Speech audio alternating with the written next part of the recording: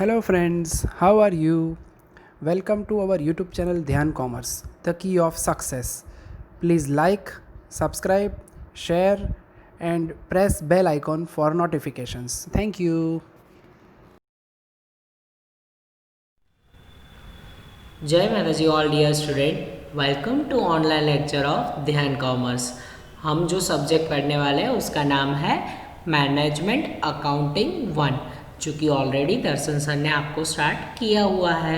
Management account की paper style भी आप देख चुके हो, बट जो मैनेजमेंट अकाउंटिंग बेसिक थ्योरी है वो हम ये पीपीटी थ्रू देखने वाला है। तो हमारा जो चैप्टर है वो है मैनेजमेंट अकाउंटिंग ओवरव्यू। ये यूनिट 1 में आपको थ्योरी में पूछा जाता है। लगभग 7 मार्क्स के 2 क्वेश्चन भी आ सकते हैं और 7 मार्क्स का एक क्वेश्चन भी आ सकता है। आपका मैनेजमेंट अकाउंटिंग 1 का यूनिट नंबर 1 का ये छोटू चैप्टर जो कि प्योर थियरी है, उसको हम 2 पार्ट में डिवाइड करेंगे और 2 पार्ट में 2 लेक्चर में हम इसको पढ़ने वाले हैं, राइट। सो सब्जेक्ट का नाम मैनेजमेंट अकाउंटिंग 1 और चैप्टर का नाम मैनेजमेंट अकाउंटिंग ओवरव्यू। ये दोनों चीज़ें आपको पता होनी चाहिए। चलिए स्टार्ट करते हैं छोटा सा चैप्टर मैनेजमेंट अकाउंटिंग ओवरव्यू।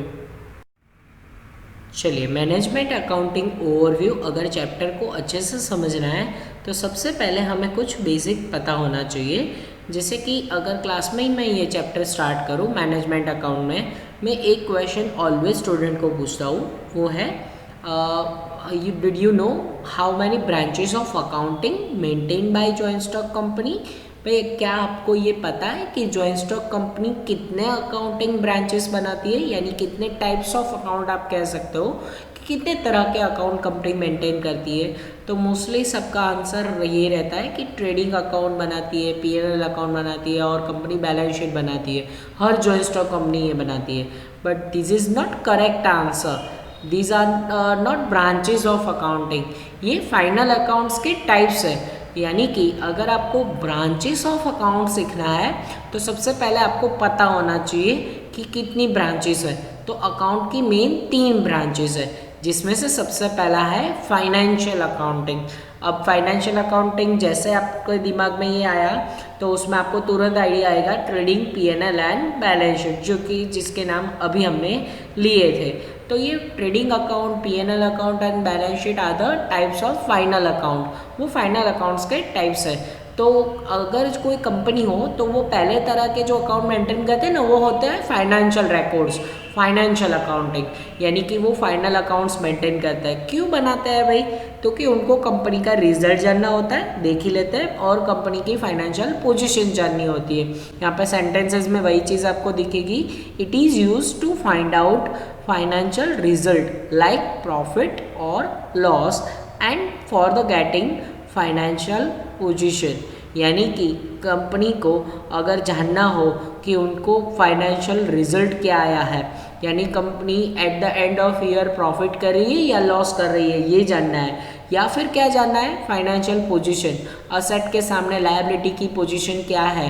हाँ, अगर करंट असेट कितनी है, करंट लायबिलिटी कितनी है, फिक्स असेट कितनी है करंट असेट के सामने, ये सारी चीज़ें उनको फाइनेंशियल पोजीशन जाननी है। तो वो लोग क्या मेंटेन करेंगे भाई? Financial accounting. तो जो टॉपिक आप ऑलरेडी पढ़े हुए हो, पूरे साल पढ़ चुके हो आप आगे बीकॉम लेवल पे, तो ऐसे टॉपिक आपने क्यों पढ़े, ये अगर आपको पता नहीं हो तो मैनेजमेंट अकाउंट पढ़ने का कोई मतलब रहता नहीं है। तो सबसे पहले अगर अकाउंट की कोई ब्रांच हो जो अकाउंट कंपनी मेंटेन करती है, वो होता है फाइनेंशियल अकाउंटिंग। क्यों बनाती है? तो कि रिजल्ट जानना है उनको, प्रॉफिट हुआ, लॉस हुआ, या फाइनेंशियल पोजीशन जाननी है। पर ये अकाउंट होने के बावजूद भी नाउअडेज कंपनी एक और अकाउंटिंग ब्रांचेस मेंटेन कर रही है, वो है कॉस्ट अकाउंटिंग। अब कॉस्ट अकाउंटिंग भी कंपनी क्यों बनाती है? तो उसका भी कोई पर्पज़ होगा। फाइनेंशियल अकाउंट का जैसे पर्पज़ था वैसे कॉस्ट अकाउंट का भी पर्पज़ है, वो भी देख लेता है। It is used to find out cost per unit which is help to determine selling price of product. यानी कि कंपनी कॉस्ट अकाउंट मेनली क्यों बनाती है? तो सबसे पहले तो अगर वो कोई प्रोडक्शन कर रही है तो उसको अपने प्रोडक्शन की पर यूनिट कॉस्ट जाननी है।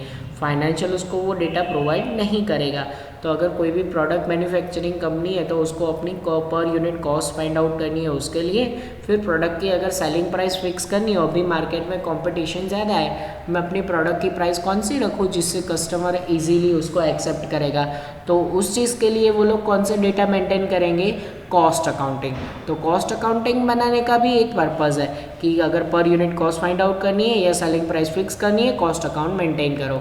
फिर आपको बता दे रहा हूँ, कॉस्ट अकाउंट बनाना कंपनी के लिए ज़रूरी बिल्कुल नहीं है, not compulsory to prepare cost accounting, but nowadays वो लोग वो भी मेंटेन कर रहे हैं। रीज़न, क्योंकि उनको जानना है कि कंपनी की पर यूनिट कॉस्ट कितनी है। या फिर आप ये भी कह सकते हो, अगर कोई कंपनी है वो 10 प्रोडक्ट बना रही है, पर 10 में से कोई एक प्रोडक्ट ऐसी भी होगी जो उनको ज़्यादा प्रॉफिट करके नहीं दे रही है, यानी कि वो लोग ऐसे ही उसका प्रोडक्शन कर रहे हैं, तो ऐसी कौन सी चीज़ है जो अनप्रॉफिटेबल है, जिसमें कम प्रॉफिट होता है, वो जानने के लिए भी कौन से अकाउंट मेंटेन करने पड़ेंगे, कॉस्ट अकाउंटिंग।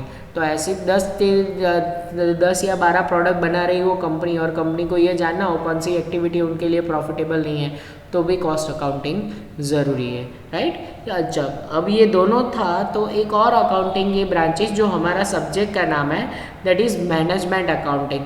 अब कंपनी ये भी बना रही है, why the company are preparing management accounting. अब आपका जो मैंने फर्स्ट क्वेश्चन पूछा था उसका आंसर मिल चुका होगा कि how many branches of accounting, तो 3 ब्रांच है अकाउंटिंग की। कंपनी अभी 3 तरह के अकाउंट बना रही है, financial accounting, cost accounting and management accounting. अब 2 अकाउंट ऑलरेडी कंपनी बना रही है, फाइनेंशियल बना रही है, कॉस्ट अकाउंट मेंटेन कर रही है, तो अब मैनेजमेंट अकाउंट की ज़रूरत क्या है, मैनेजमेंट अकाउंट कंपनी क्यों बना रही है, तो उसके लिए भी पीछे भी एक रीज़न है, मेन रीज़न है, क्योंकि मैनेजमेंट अकाउंट ज़्यादातर मैनेजमेंट को हेल्पफुल रहता है। यहाँ पे सेंटेंसेस में उसको समझ लेते हैं। It is a system which is useful to management in taking important business decisions, यानी कि बिजनेस के रिलेटेड फ्यूचर में कोई भी डिसीजन अगर लेना हो तो उनको कौन से अकाउंटिंग की ज़रूरत पड़ेगी, मैनेजमेंट अकाउंटिंग। चलो, आपने मान लो कि आपने पूरा 1 साल ख़त्म हो गया, आपने P&L ट्रेडिंग बैलेंस शीट बना के कंपनी ने लॉस किया ये जान लिया। अब कॉस्ट अकाउंटिंग आपको वो लॉस क्यों हुआ उसके रीज़न ढूंढ के देगा। हाँ, कॉस्ट अकाउंट अगर आप मेंटेन करोगे तो प्रॉफिट क्यों हुआ उसके रीजंस आपको पता चलेंगे, लॉस हुआ लॉस के रीज़न पता चलेंगे। बट फाइनेंशियल एंड कॉस्ट के बेस पे फ्यूचर में क्या डिसीजन लेना है, अगर मैनेजमेंट को अगर फ्यूचर रिलेटेड कोई भी डिसीजन लेने की बारी आई तो उनके पास कौन सा बेस रहेगा, क्योंकि ऐसी कोई अकाउंटिंग प्रैक्टिस चाहिए जिसके बेस पे फ्यूचर डिसीजन ले सके। तो ऐसी अकाउंटिंग प्रैक्टिस कौन सी है, मैनेजमेंट अकाउंटिंग। काफ़ी सारे बच्चों को ये पता ही नहीं होता कि ये तीनों अकाउंटिंग एक दूसरे के साथ कनेक्शन में है। फाइनेंशियल अकाउंटिंग के बेस पे कॉस्ट अकाउंट प्रिपेयर होता है, कॉस्ट एंड फिनांस दोनों के बेस पे प्रिपेयर होता है मैनेजमेंट अकाउंट, यानी कि management account depends on financial accounting and cost accounting. ये दोनों पे डिपेंड्स रह के मैनेजमेंट अकाउंट ऐसी टेक्निक्स है जो इन दोनों को यूज़ करके फ्यूचर के रिगार्डिंग डिसीजन लेते हैं। जैसे कि मैनेजमेंट अकाउंट में प्रिपेयर होता है बजट दैट मीन्स एक तरह का estimation of income and expenditure, right. तो मैनेजमेंट अकाउंट की वो एक टेक्निक है, वो क्या बता रहा है हमें कि फ्यूचर के रिगार्डिंग आपको एक डिसीजन लेना है तो आपके पास में पास के रिकॉर्ड्स होने चाहिए। तो ये 3 अकाउंट की मेन ब्रांच है। मोस्टली सब्जेक्ट स्टार्ट हो जाता है, बाकी थियोरी क्वेश्चंस भी पता होते हैं, सब लोग उसको रट्टा मार के एग्जाम में लिख देते हैं। बट इतना आइडिया होना बहुत ही ज़रूरी है कि अगर आप मैनेजमेंट अकाउंटिंग पढ़ रहे हो तो कंपनी जो होती है वो financial accounting and cost accounting already prepare किया होता है, उसी के बेस पे वो लोग मैनेजमेंट अकाउंटिंग प्रिपेयर करते हैं, राइट। क्योंकि उनके लिए ज़रूरी है, मैनेजमेंट को फ्यूचर डिसीजन लेना है तो ज़रूरी है। बट फिर भी जॉइंट स्टॉक कंपनी के लिए management account and cost account banana compulsory नहीं है। बाय रूल उनको कंपनी ने ये मौका दिया है कि वो लोग नहीं बनाएंगे तो चलेगा, फिर भी कंपनी अपने लिए ये अकाउंट मेंटेन कर रही है। क्लियर हो रहा है, 3 अकाउंट कंपनी मेंटेन करिए। नाउ अगर आप कोई भी आपको क्वेश्चन पूछे which are the 3 branches of accounting, तो आप नाम दोगे financial accounting, cost accounting and management accounting. चलिए, सबसे पहले हम हमारे टॉपिक का मीनिंग देखने वाले हैं, यानी कि meaning of management accountancy. A method provides necessary accounting information to management so that they can take important decision for future regarding business activity। यानी कि कंपनी की जो बिजनेस एक्टिविटी है उसके रिगार्डिंग फ्यूचर के कोई भी डिसीजन लेना हो तो उसके लिए जो नेसेसरी अकाउंटिंग इंफॉर्मेशन प्रोवाइड करे, ऐसी टेक्निक को हम मैनेजमेंट अकाउंटेंसी कहेंगे। सिंपल सी बात है, जो टेक्निक मैनेजमेंट के लिए यूज़फुल है फ्यूचर के रिलेटेड कोई भी डिसीजन लेने के लिए, तो ऐसी एक्टिविटी को हम मैनेजमेंट अकाउंटेंसी कहेंगे। सिंपल है हमारा यह टॉपिक। आगे हमने ऑलरेडी डिस्कस किया कि 3 अलग अलग प्रैक्टिस है, उसमें से मैनेजमेंट अकाउंटिंग क्यों ज़रूरी है। अब नेक्स्ट टाइम न बिगाड़ते हुए हम हमारे एक और इम्पॉर्टेंट टॉपिक पे जाएंगे, कैरेक्टरिस्टिक्स, जिसको हम कह सकते हैं नेचर ऑफ मैनेजमेंट अकाउंटेंसी। ये topic exam point of view से ज़्यादा इम्पॉर्टेंट नहीं रहता, बट जब हम मीनिंग समझ रहे हो तो साथ में उसकी कैरेक्टरिस्टिक देखें तो टॉपिक हमें और क्लियर होता है। तो कैरेक्टरिस्टिक्स में सबसे पहला कैरेक्टरिस्टिक यूज़फुल फॉर मैनेजमेंट, जैसे आगे डेफिनेशन में हमने देखा हुआ है कि भाई ये ऐसी मैनेजमेंट अकाउंटिंग की जो टेक्निक है वो सिर्फ और सिर्फ मैनेजमेंट के लिए ज़रूरी है, जो कि कंपनी के इंटरनल एनवायरनमेंट का एक पार्ट है। ये कंपनी का इंटरनल एनवायरनमेंट होता है जिसमें मैनेजर्स एंड एम्प्लॉयज़ आता है, ये सिर्फ और सिर्फ मैनेजमेंट अकाउंटिंग उनके लिए ही ज़रूरी है। तो ये तो जाहिर सी बात है, it is useful for management. Next characteristics, start working only after the financial accounting work is over. यानी कि जब फाइनेंशियल वर्क ख़त्म हो जाए, कंपनी का फाइनल अकाउंट बन जाए, trading P&L balance sheet final account बन गया, प्रॉफिट एंड लॉस पता चल गया, उसके बाद व्हाट अबाउट फ्यूचर। तो फ्यूचर में वो लोग क्या एक्टिविटी करेंगे, बिजनेस के क्या क्या डिसीजन रहेंगे, वो सब जानने के लिए आपको ये मैनेजमेंट अकाउंटिंग ज़रूरत है। तो ये कब वर्क करता है, जब फाइनेंशियल अकाउंटिंग ख़त्म हो जाए। तो फाइनेंशियल अकाउंटिंग पे इन शॉर्ट कह सकते हैं कि management account is depend on financial accounting. जब तक फाइनेंशियल वर्क ख़त्म नहीं होता तब तक मैनेजमेंट वर्क स्टार्ट नहीं हो पाएगा। Next characteristic, analysis of all accounting information. अभी हमने देखा कि फाइनेंशियल अकाउंटिंग पे बेस होता है, तो फाइनेंशियल अकाउंटिंग के बेस पे मैनेजमेंट अकाउंटिंग क्या करता है, अलग अलग बजट, बजटरी कंट्रोल वगैरह कुछ बनाता है, उसका एनालिसिस करता है। एनालिसिस करने से उनको मालूम पड़ता है कि भाई कौन से डिसीजन उनको फ्यूचर में लेने हैं, तो एनालिसिस करता है अकाउंटिंग इन्फॉर्मेशन का। नेक्स्ट कैरेक्टरिस्टिक्स उसी के जैसे, preparation of budgets and budgetary control. भाई अगर एनालिसिस हो गया है तो उसके ऊपर से फ्यूचर के लिए बजट से आप जानते होंगे, estimation of income and expenditure, यानी आपका रिसिप्ट और पेमेंट का पूरा एनालिसिस। तो बजट बनाते हैं, बजटरी कंट्रोल भी करते हैं। कई बच्चे होते हैं ना आउट ऑफ कंट्रोल ना हो जाए, ये हमें देखना पड़ता है, क्योंकि मैनेजमेंट का ये एक वन ऑफ द टूल है कि मैनेजमेंट ये भी देखता है कि बजट बनाया, बजट आउट ऑफ कंट्रोल ना हो जाए, मतलब उनकी कैपेसिटी से बाहर ना हो जाए। तो ये सारी टेक्निक मैनेजमेंट अकाउंट के लिए, जो कि कैरेक्टरिस्टिक्स में हम देख रहे हैं। Next characteristic, no prescribed format. भाई ये मैनेजमेंट अकाउंटिंग ऐसे बनाना है, उसका ऐसा फॉर्मेट रहता है, ऐसा टेबल प्रिपेयर करना है, ऐसा कुछ नहीं होता। यहाँ पे मैनेजमेंट अकाउंट में क्या होता है, हर मैनेजमेंट अपनी टेक्निक्स खुद बनाता है, यानी उनको जो प्रेफरेबल है वैसे वो ड्रॉ करता है। इसका कोई फॉर्मेट नहीं है। जैसे फाइनेंशियल अकाउंट में आप फॉर्मेट पढ़ते हो, ट्रेडिंग ऐसे बनाना है, P&L ऐसे होना चाहिए, वर्टिकल बैलेंस शीट ऐसी होनी चाहिए। तो यहाँ पे कोई फॉर्मेट नहीं होता पर्टिकुलर मैनेजमेंट अकाउंट के लिए। And next and last characteristics, improve the efficiency. Management accounting हमें क्या इन शॉर्ट क्यों ज़रूरी है, एफिशिएंसी बढ़ानी है, यानी कि पता चलता है कि भाई कहाँ एफिशिएंट वर्क हो रहा है कि नहीं हो रहा है। फ्यूचर में उन्होंने प्लान किया तो उस हिसाब से उनको वर्क करना चाहिए। तो ये सारी चीज़ें होने के कारण वो एफिशिएंसी को इम्प्रूवमेंट करता है। तो management accountancy is very useful for improving efficiency. अब हम मैनेजमेंट अकाउंटेंसी के एक और टॉपिक को देखने जा रहे हैं, जिसका नाम है स्कोप ऑफ मैनेजमेंट अकाउंटेंसी, जिसमें सबसे पहला स्कोप है financial accounting. Scope important topic रहता है हमारे लिए मैनेजमेंट अकाउंटेंसी में, कि क्या उनका काम है, मैनेजमेंट अकाउंटेंसी कौन से एरिया को लेके वर्क कर रहा है। तो सबसे पहले जैसे हमने आगे देखा था फाइनेंशियल अकाउंटिंग, तो management accounting on the basis of financial accounting होता है, यानी कि वो फाइनेंशियल अकाउंटिंग बेस होता है। यहाँ पे एक इमेजनरी फिगर भी दे सकते हैं, जैसे कि हम कोई प्रॉफिट एंड लॉस कैलकुलेट कर रहा है और हमारा ट्रेडिंग पीएनएल बैलेंस शीट उसके हमें इंफॉर्मेशन दे रहा है, यानी कि फाइनेंशियल रिजल्ट, प्रॉफिट और लॉस एंड फाइनेंशियल पोजीशन। तो ये सभी जानकारी हमें फाइनेंशियल अकाउंटिंग के बेस पे मिलती है। तो मैनेजमेंट अकाउंटिंग डिपेंड्स रहता है ऑन फाइनेंशियल अकाउंटिंग। देखो यहाँ पे जैसे हम क्लास में अगर पढ़ रहे हो तो हम मटेरियल का यूज़ करते हैं, हमारे DCGT ध्यान कॉमर्स का ट्यूशन मटेरियल, जिसमें ये सारी थियोरी होती है। तो हम उसको रीड करते हैं, टॉपिक को मैं अंडरस्टैंड करवाता हूँ। पर जब हम यहाँ पे ऑनलाइन पढ़ रहे हैं, PPT थ्रू प्रेजेंटेशन में कर रहा हूँ, तो आपकी अंडरस्टैंडिंग ज़्यादा हो और ज़्यादा इंटरेस्ट लाने के लिए यहाँ पे मैंने हर एक टॉपिक का साथ में एक इमेज भी दिया है जो उसको रिप्रेजेंट कर रहा है। तो आपके लिए टॉपिक समझने में अंडरस्टैंडिंग लेवल बढ़ जाए और आपका इंटरेस्ट भी बढ़े।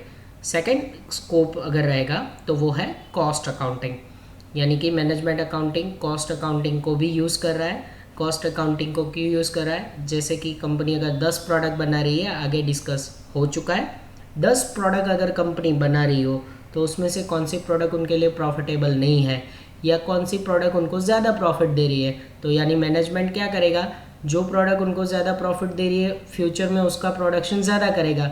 जो प्रोडक्ट उनको लिए लॉस मेकिंग है या कम प्रॉफिट कमा रही है, कंपनी शायद तक उसका प्रोडक्शन बंद कर दे या कम कर दे। तो ये सारे डिसीजन मैनेजमेंट कब ले पाएगी? जब उनके पास कॉस्ट अकाउंटिंग किया हुआ हो। तो मैनेजमेंट ये कॉस्ट और फाइनेंशियल दोनों अकाउंटिंग को यूज़ कर रहा है। पहले दो स्कोप बहुत ईजी। नेक्स्ट स्कोप है बजटरी कंट्रोल। बजटरी कंट्रोल आगे हमने ये भी देखा हुआ है कि मैनेजमेंट अकाउंटेंसी में बजट प्रिपेयर करता है। बजट यानी कि future estimation of income and expenditure. तो ये फ्यूचर इनकम एंड एक्सपेंडिचर का हमने एनालिसिस किया, देखा कि कितने एक्सपेंसेस या इनकम हो रही है फ्यूचर में, तो उसको कंट्रोल करना भी ज़रूरी है। तो budgetary control is one of the technique use by management accountancy. Next scope है वो है इन्वेंटरी कंट्रोल। अब ये इन्वेंटरी क्या है? The basic item require for starting a production, यानी प्रोडक्शन के लिए जो आइटम रिक्वायर है, जिसे हम रॉ मटेरियल बोलते हैं। तो इन्वेंटरी कंट्रोल करना भी ज़रूरी है। मैनेजमेंट अकाउंट की ये टेक्निक है। तो इन्वेंटरी को क्यों कंट्रोल करना है? कभी ऐसा होता है कि कंपनी को ज़्यादा सीजनेबल प्रोडक्शन करना है और उनका सीजनल बिजनेस है, तो तब उनके पास उतना क्या रॉ मटेरियल अवेलेबल होना चाहिए। तो रॉ मटेरियल है कि नहीं, तो उसके लिए उनको कंट्रोलिंग की ज़रूरत पड़ती है। कई बार ऐसा होता है कि कंपनी को जो प्रोडक्शन नहीं करना है, रेगुलर प्रोडक्शन हो रहा है, पर कंपनी ने बहुत ही ज़्यादा रॉ मटेरियल ला के रखा है, गोडाउन टोटली फुल है। तो वो ऐसा भी नहीं होना चाहिए कि अगर आपने ज़्यादा स्टोर कर दिया है तो भी दिक्कत है, अगर जब प्रोडक्शन करना है आपके पास रॉ मटेरियल नहीं है तो भी दिक्कत है। तो इसके लिए कंपनी को इन्वेंटरी कंट्रोल करना पड़ता है। तो ये वन ऑफ द स्कोप रहता है मैनेजमेंट अकाउंटेंसी का कि उनको इन्वेंटरी कंट्रोल करना पड़ता है। Next one that is replacement accounting. Replacement में यहाँ पे इमेज में आपको एम्प्लॉय रिप्लेसमेंट होते हुए दिखते होंगे, बट यहाँ पे रिप्लेसमेंट अकाउंटिंग क्या कह रहा है कि जब आपकी असेट पुरानी हो जाती है या असेट काम करना बंद कर देती है, जिसमें रिपेयरिंग का खर्चा अगर आपको ज़्यादा आ रहा है, तो कितना उसका वैल्यू होना चाहिए। अगर मार्केट में हम इसको रिप्लेस कर दें तो हमें कितने पैसे मिलेंगे, अगर नई मशीन खरीद रहे हैं तो उसका कॉस्ट कितना होगा। ये सारी चीज़ें हमें रिप्लेसमेंट अकाउंटिंग में लर्न करनी होती है। फिर उसके बाद एक और scope that is interim report. Interim report क्या होता है? जैसे हमारा फाइनल अकाउंट का रिपोर्ट कि कंपनी को पूरे साल इतना लॉस हुआ, कंपनी ने इतना प्रॉफिट किया, कंपनी की ये प्रोडक्ट सबसे अच्छी थी, तो ये सारा एक रिपोर्ट बनता है जो कि मैनेजमेंट के सामने प्रेजेंट होता है। इंक्रीम रिपोर्ट जनरली 1 ईयर का होगा। चलो स्कोप को आगे बढ़ाते हुए नेक्स्ट स्कोप हमारा रहेगा स्टैटिस्टिकल मेथड, यानी मैनेजमेंट अकाउंटेंसी स्टैटिस्टिकल की अलग अलग मेथड्स को यूज़ कर रहा है for the purpose of data analysis. Data को पूरा एनालिसिस करना है, उसके ऊपर से फ्यूचर एस्टिमेशन करना है ऑफ इनकम एक्सपेंडिचर, कितना फ्यूचर में सेल रह सकता है या कितना प्रॉफिट रहेगा। पास्ट डेटा को यूज़ करके ये सभी चीज़ें के एनालिसिस के लिए जाहिर सी बात है मैनेजमेंट अकाउंटेंसी स्टैटिस्टिकल मेथड को यूज़ कर रहा है। नेक्स्ट होगा वो है टैक्सेशन। टैक्सेशन आप already SY BCom semester 3 and 4 में पढ़ चुके हो। टैक्स पर्पजेस मैनेजमेंट ये वर्क करता है कि उनको देखना पड़ता है कि फ्यूचर में इनकम इतनी रहेगी तो उनको टैक्स लायबिलिटी इतनी रह सकती है, उसके ऊपर से इनकम टैक्स रिटर्न भरने के लिए कुछ डॉक्यूमेंट्स वगैरह प्रिपेयर करना है। तो सभी चीज़ों के लिए टैक्स पर्पजेज अगर हम देखे जाए तो मैनेजमेंट अकाउंटेंसी वो भी वर्क ध्यान में रखता है कि उनको टैक्स कितना हो सकता है फ्यूचर टैक्स लायबिलिटी के लिए।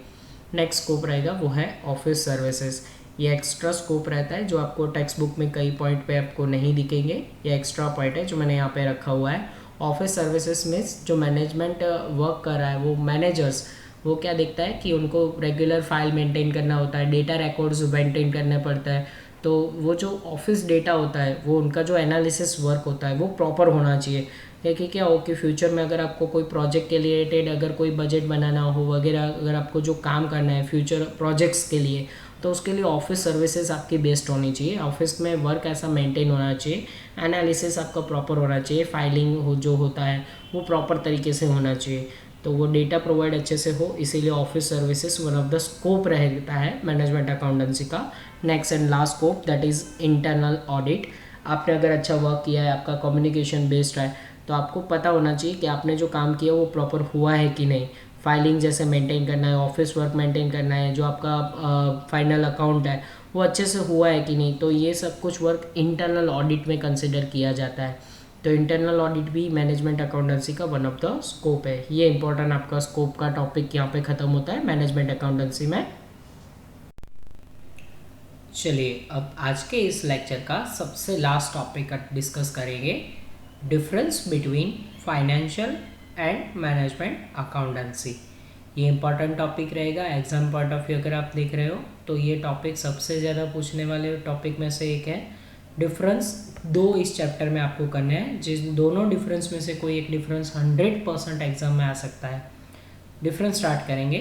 3 कॉलम, सबसे पहला कॉलम रहेगा पॉइंट्स का कॉलम, फिर दूसरा कॉलम रहेगा फाइनेंशियल अकाउंटेंसी, तीसरा कॉलम मैनेजमेंट अकाउंटेंसी। जब भी आप कोई भी डिफरेंस राइट डाउन करो तो उसमें ऑलवेज आपको पॉइंट्स का कॉलम बनाना है, उससे आपका प्रेजेंटेशन अच्छा रहता है। सीरियल नंबर नहीं देने पर पॉइंट्स वाला कॉलम आपको बनाना ही है। चलिए सबसे पहला डिफरेंस का एक मेन पॉइंट जो कि ऑलवेज होता है मीनिंग। तो सबसे पहले मीनिंग देखेंगे फाइनेंशियल अकाउंटेंसी का।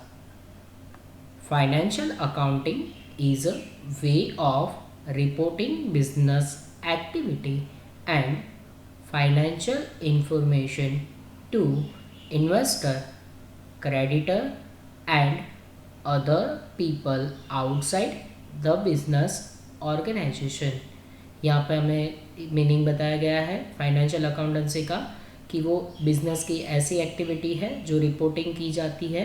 किन किन लोगों के लिए रिपोर्टिंग की जाती है?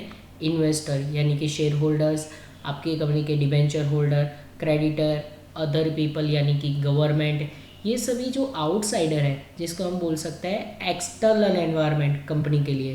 तो ये जो एक्सटर्नल एनवायरनमेंट है, आउटसाइडर, उनको बिजनेस ने क्या एक्टिविटी किया, उनको पैसों का कैसे यूटिलाइज किया, वो दिखाने के लिए जो फाइनेंशियल एक्टिविटी होती है यानी कि ट्रेडिंग, पीएनएल, बैलेंस शीट, वो जो एक्टिविटी है उसको हम फाइनेंशियल अकाउंटिंग बोलेंगे। तो ये आप ऑलरेडी पढ़ चुके हो, सेमेस्टर 1 और 2 में आप फाइनेंशियल अकाउंटेंसी पढ़ रहे थे। फिर उसके बाद मैनेजमेंट अकाउंटेंसी का definition, a method provides necessary accounting information to management so that they can take important decision for future regarding business activity. यानी कि यहाँ पे हमें ये बताया गया है, सिंपल मीनिंग आगे हम देख चुके हैं ऑलरेडी, कि जैसे जो अकाउंटिंग मेथड जो सिर्फ और सिर्फ मैनेजमेंट के लिए यूज़फुल है, किस चीज़ के लिए? For taking future important business decision, business के रिलेटेड कोई भी फ्यूचर डिसीजन लेने हो तो उसके लिए जो एक्टिविटी मैनेजमेंट करता है उसको हम मैनेजमेंट अकाउंटेंसी बोलेंगे। चलिए मीनिंग क्लियर है। अब नेक्स्ट पॉइंट देखेंगे, वो है ऑब्जेक्ट। भाई financial accountancy and management accountancy का ऑब्जेक्ट क्या है? सबसे पहले फाइनेंशियल अकाउंटेंसी का object, to give the information of economic position of the business and provide financial result of business। यहाँ पे फाइनेंशियल अकाउंटेंसी का मेन पर्पस ऑब्जेक्टिव ये रहता है कि वो क्या करता है, इकोनॉमिक पोजीशन आपको दिखाता है, कंपनी ने प्रॉफिट किया या लॉस किया, फाइनेंशियल पोजीशन कैसी है बिजनेस की, यानी कि असेट के सामने लायबिलिटी की पोजीशन, वो शो कर रहा है फाइनेंशियल अकाउंटेंसी। जबकि management accountancy to give guidelines to management for decision making process। यहाँ पे डिसीजन लेने के लिए वो मैनेजमेंट को गाइडलाइंस प्रोवाइड कर रहा है, यानी मैनेजमेंट का ऑब्जेक्टिव ये है कि वो गाइडलाइंस सिर्फ प्रोवाइड कर रहा है मैनेजमेंट को डिसीजन मेकिंग के लिए। चलो डिफरेंस को आगे कंटिन्यू करते हुए नेक्स्ट पॉइंट हमारा रहेगा स्कोप। उसमें फाइनेंशियल अकाउंटेंसी में in financial accounts the business transaction are noted. यहाँ पे क्या होता है कि हिस्टोरिकल डेटा को यूज़ करके उसमें जो बिजनेस ट्रांजेक्शन होते हैं उसके सिर्फ नोट डाउन होती है, यानी कि पास्ट ट्रांजेक्शन की एंट्री होती है। जबकि मैनेजमेंट अकाउंटेंसी में in management account there is a criticism and analysis of various activity of the business। यहाँ पे क्या होता है, पास्ट ट्रांजेक्शन को यूज़ करके उसके ऊपर से क्रिटिज्म, एनालिसिस, डिटेल स्टडी होता है बिजनेस ट्रांजेक्शन की, जिसके बेस पे वो लोग फ्यूचर डिसीजन लेते हैं। तो यहाँ पे सिंपल सी बात है, अगर आपको मीनिंग क्लियर है सिर्फ टॉपिक का तो आप ये सारे पॉइंट इजीली अंडरस्टैंड कर पाओगे। नेक्स्ट पॉइंट रहेगा हमारा ईजीएस्ट है स्टेटमेंट्स। फाइनेंशियल अकाउंटेंसी में trading account, P&L account and balance sheet are prepared at the end of year. यहाँ पे फाइनेंशियल ईयर जैसे ख़त्म होता है trading account, P&L account and balance sheet बनता है, ये जाहिर सी बात है, ये आपको पता है। जबकि मैनेजमेंट अकाउंटेंसी में in management accounts ratio analysis, variance study and reports are prepare. यहाँ पे क्या होता है, बहुत सारी अलग अलग रेशियो एनालिसिस होता है।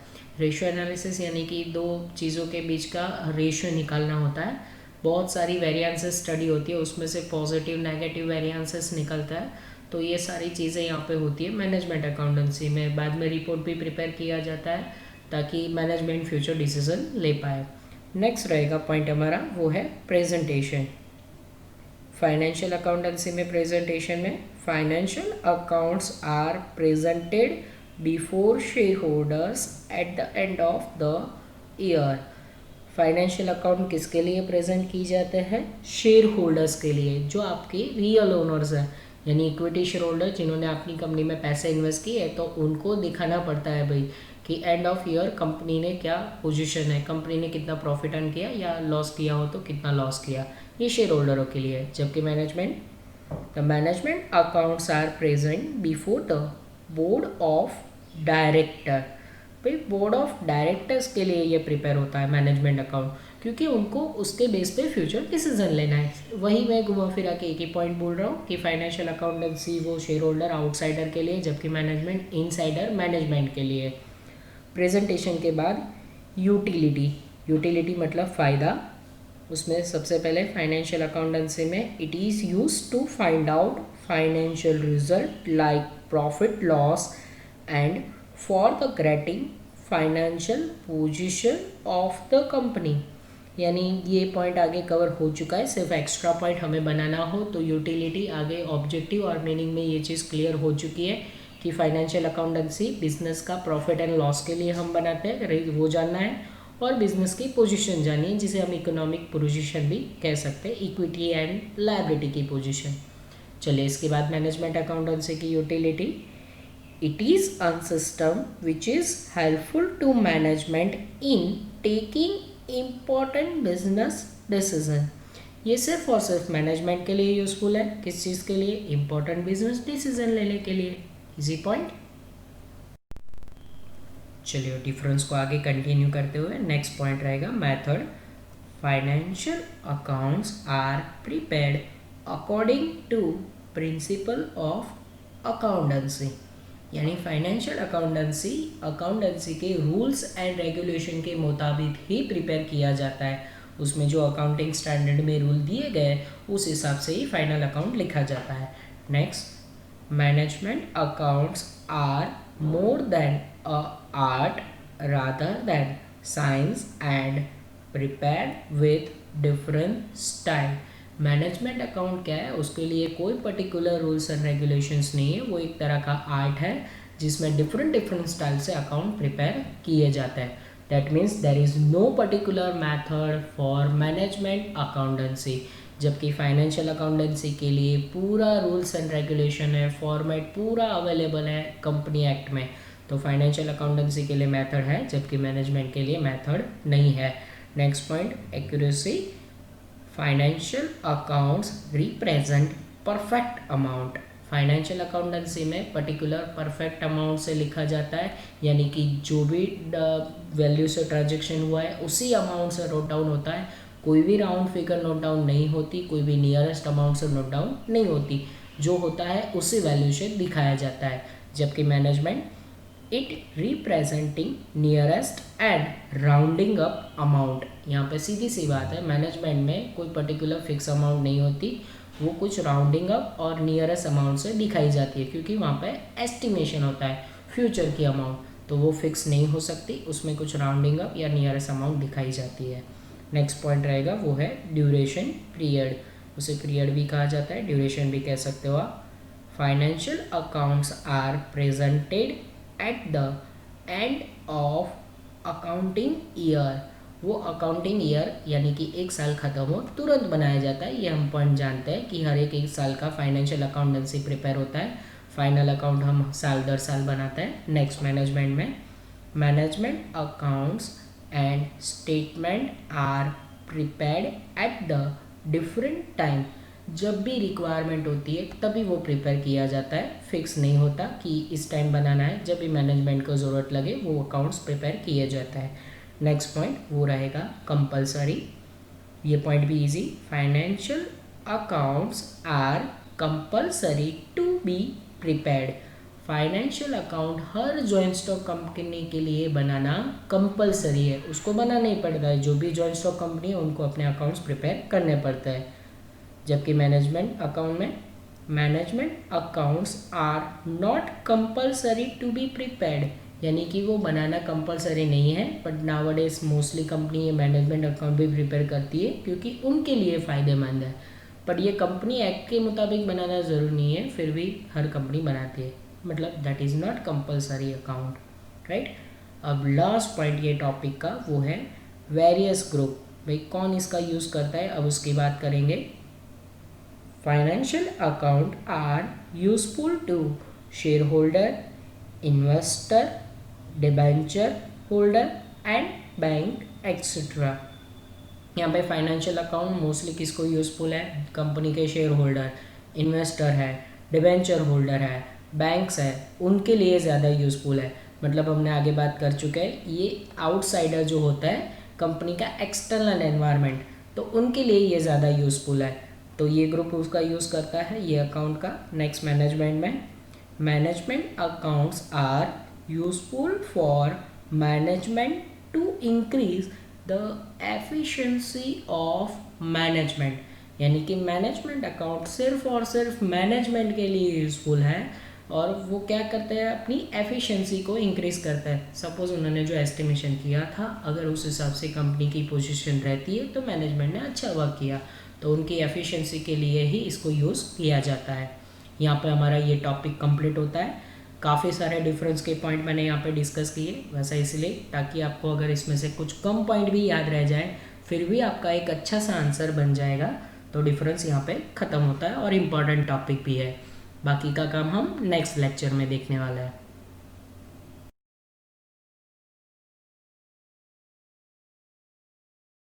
Please like, subscribe, share and press bell icon for notifications.